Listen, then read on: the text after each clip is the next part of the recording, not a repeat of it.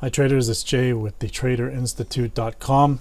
Just want to remind everyone that futures, forex, and options trading is risky and you can lose money. Therefore, you should only trade with risk capital. Please consult your financial advisor or investment professional before making any investments in futures, forex, or options. No guarantee of income or solicitation of futures, forex, or options or any other financial instrument is being made in these videos. All right, so it's Monday night Eastern time, just after 7:30 p.m., just after 7:30 in the morning here in Hong Kong. And, well, what can I say? I mean, the levels that we discussed during the Asian session yesterday were spot on, as you can see by the charts. We on the ES here, we had talked about 66 quarter. It was already on our charts from last week, as was 57.50 and 72.75 and 81 and 86. And so after the Asian session coming into London, basically we sold off from 66 quarter down to 59, went as low as I think 58.50. I was expecting 57 to be the more important level, but we did have 59 on the chart. And so 2059, that level was key. It came within a point of our level at 2057.50. And so just around the London Open, we shot up to 66 quarter again, pushed through a little bit, which is to be expected. It pushed the Asian high, pulled back, and then pushed through, and as expected, going to 72.75 would be the next level. Hit that level to the tick, back down 66 quarter, the low there. Grab the data box here.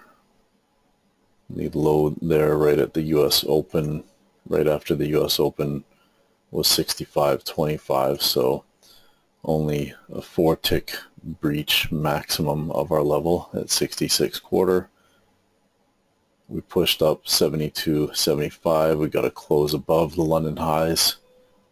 As soon as we did that, basically we launched up to 81, pushed through 81, back to 81, tagged it once, and tried it a second time, came within 1 tick, and as expected, if we continued up, we would be going to 86.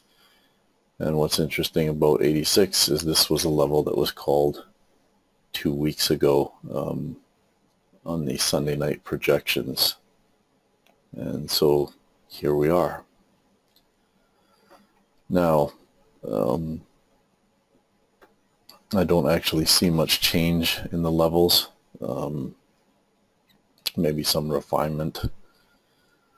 If we refine them, I'll add that to the recording later.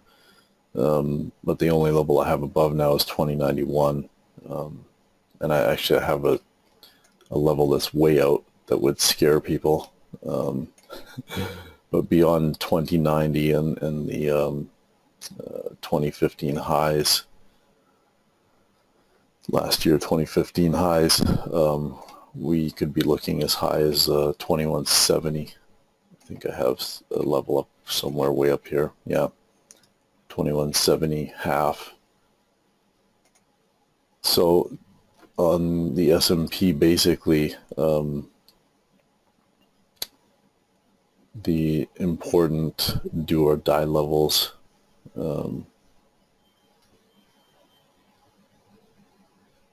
86, I'm going to leave that because that was a Sunday night projection. I'll leave that as it is.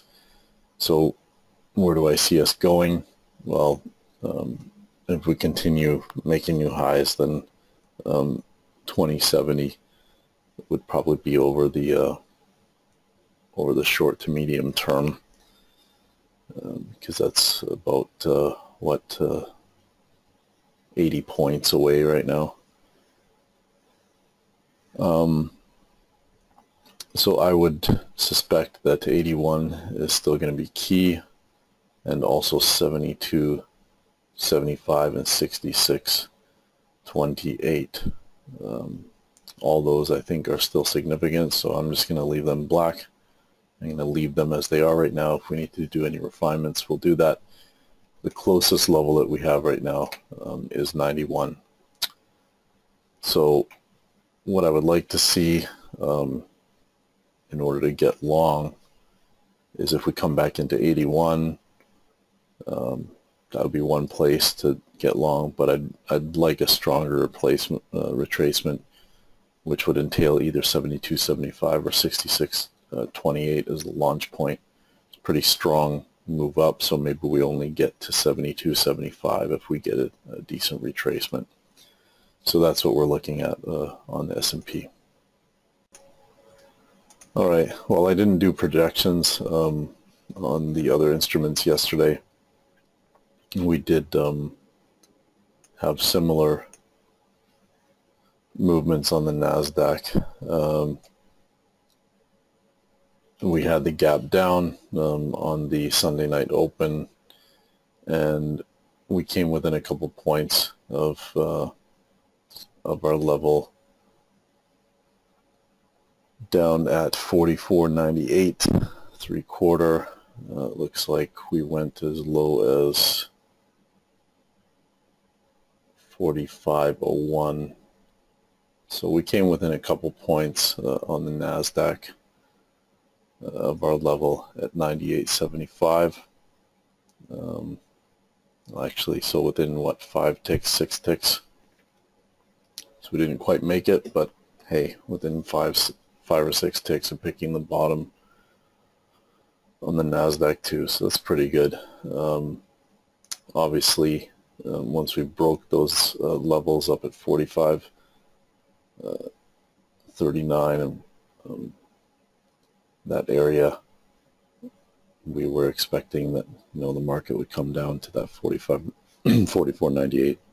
So we moved up, and just going into the U.S. Open was basically an opening drive straight up, and it wasn't until around 11:30 or so that we made it up to our level at 45.58 there, 45.58.75.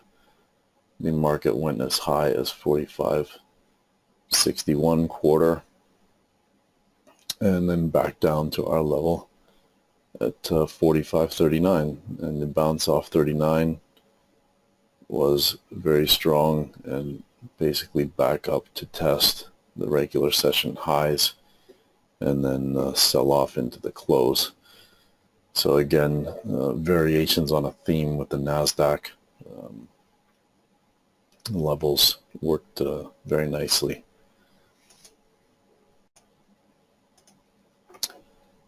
So going into Tuesday London session and U.S. regular session, the levels at 40.79, 40.75 and 45.38.75, I think will be critical. That's kind of been the launch point.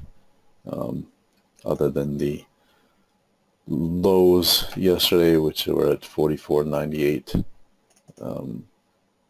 half, we'll throw that one in as a major level too, since it was that was the closest level we had to the low of the day, within 1.5 points. So what I would like to see on the NASDAQ is for us to come back into the 45.40, 45.38 area, or actually all the way back to 44.98 half to get long. If we continue higher on the NASDAQ, the next two levels to be cognizant of are 45.65.50 and 45.77.75. Beyond that, we've got some levels along the way around 4600, 4618, The next major do or die level I would see would be 46.23. So those are the projections on the NASDAQ.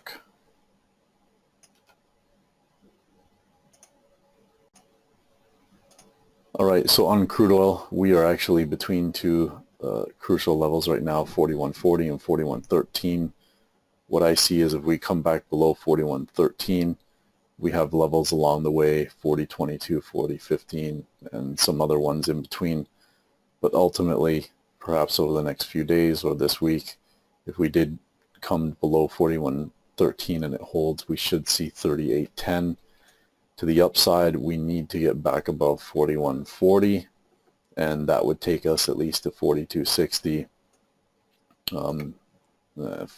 40.32 is also a crucial level, and then 40.37. So that's what I'm seeing on crude oil.